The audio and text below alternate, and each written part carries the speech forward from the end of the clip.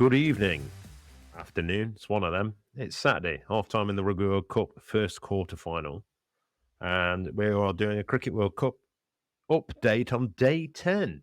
Eugene Berger is with me live from Twickenham Cricket Club, where, to be fair, he looks like he's about 3 pints in.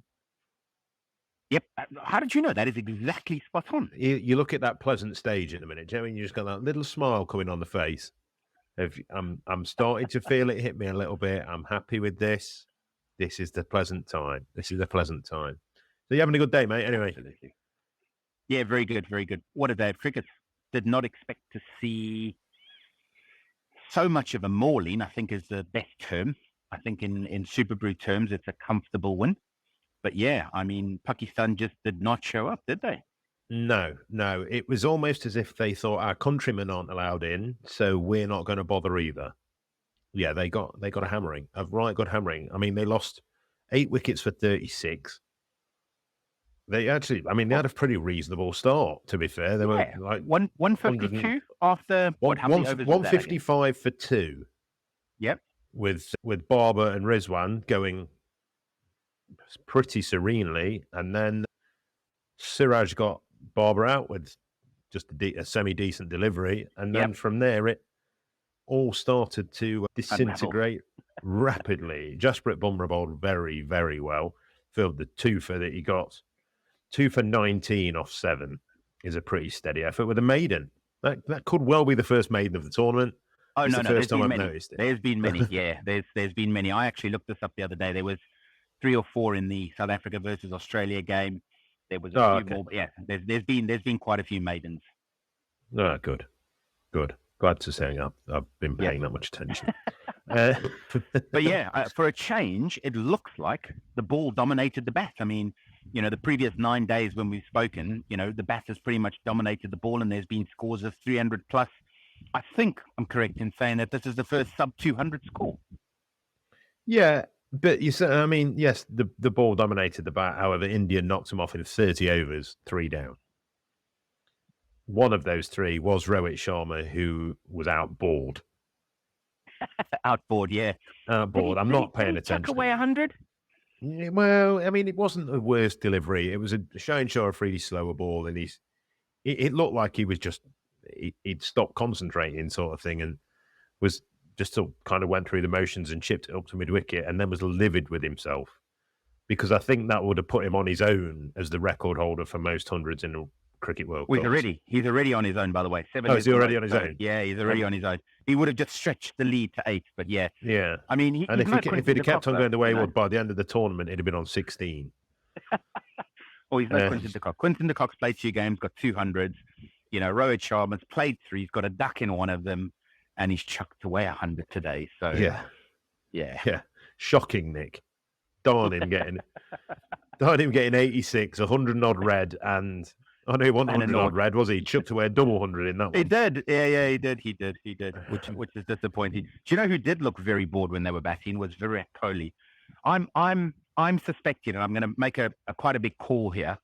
I think Virat Kohli is going to retire from ODI cricket at the end of this World Cup. Yeah, I think he will announce it just before the semi-finals, and in a vain attempt to fire up the rest of the Indian teams, so he gets a similar carrying off on the back of probably Shreyas Iyer or someone like that, because like Kohli did to Tendulkar. Yeah, I was about to say who carried Tendulkar, and it actually was Kohli. You're right. It was Kohli, yeah. So I think it's going to be that kind of passing on. It's why we'll have to every 12 years we'll have to have a 50 over World Cup in India, so India can win it, and in 12 years' time, Shreyas Iyer will be getting carried off on the back of some highly unknown, currently 12-year-old who's lolling about. Very good somewhere else. Yeah. But yeah, so, it was just the only thing I will say so far about this tournament, there hasn't been what you'd say is a competitive game, a close game. There might have been the odd one, but there hasn't been like a standout last baller or a really tight finish. Everything has been, or from what I can remember, everything has been pretty much you're spot on. A drubbing. So in terms of things being competitive, They haven't really been that, have they? No. There've been no big games. I mean, South Africa beat the minnows of Australia, India. Yeah. By the way, Yeah. I've seen a lot of nice memes going around. Is now that the Aussies are on their way home from the Rugby World Cup, can the plane swing past India and just pick up the Australian cricketers on the way? I do have a question that was posed to me, and I'm interested to see. So it'll be a question I will put together and post tomorrow. But who are the 4 sides, the 4 countries that can both win the Cricket World Cup and the Rugby World Cup as of today? There are 4 teams that are currently playing in the Cricket World Cup and the Rugby World Cup that can win both.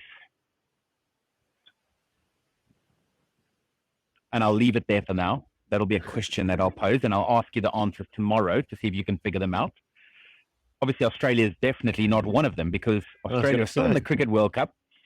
They are not in the Rugby World Cup, but there are 4 countries. I think you're pulling a. There's like a. I think I know what you're doing here. Oh, maybe, but we'll see who else knows what I'm doing. That's the whole point of it. But yeah, who is playing tomorrow? Do you know? England versus Afghanistan. Oh, the game tomorrow. So yeah, that should be a drop-in. So yeah, I can't see that increasing the competitive nature of the fixtures so far. No, but yeah, so well, it should be a pretty comfortable win for England, you'd say. I can't really see it being any other kind of result. Because hopefully we'll see 100 from an England player. We haven't seen 100 from an England player. Oh, I lied. David Milan. I do apologise. Yeah, I was going to say, David Milan's currently, I think he's, whatever it is, 4th or 5th leading run scorer in the tournament, and he's got... Yeah. Johnny Bairstow. I'd like to see Johnny Bairstow getting into decent nick at the minute. Yeah. I think it's definitely going to be a bat first no matter what happens, just so that England can have some batting time. I think that's going to be it. No disrespect to Afghanistan, but, yeah, we'll see. I think the only thing is that could potentially throw a spanner in the works when it comes to, if you want to you almost want to make sure you win the game, you want to bat second, don't you? We've seen that, the way this tournament's gone. I think the format of the tournament means you can lose 1 or 2 games and still make the semis. Yeah. I just think that's the way it's going to go, especially with you have to be brave, I think. And look, I think with the way England bats is, I think if they bat first, they think they can score as many runs. They'll probably score 450 tomorrow, knowing the way that they want to go. So, but yeah. Very true. Could well do. Yeah, right on that, Huge. I'm going to let you get back to the Rugby World Cup first. Thank you very much. Yep. Obviously, a massive game later. Ireland v New Zealand. The All Blacks, yeah. Who is your favourite for that? I think Ireland are going to win that one. Yeah. There's a very good chance there could be 4 Northern Hemisphere sides in the semi-finals. Yes, which would be astounding. Not, obviously. Yeah, I'm hoping not, because I'd really like South Africa to beat France tomorrow. But, is what it is. I think that could be a very good game, to be fair. That could be a very, very good game tomorrow. Yeah. I'm hoping that we can record around that tomorrow. Anyway,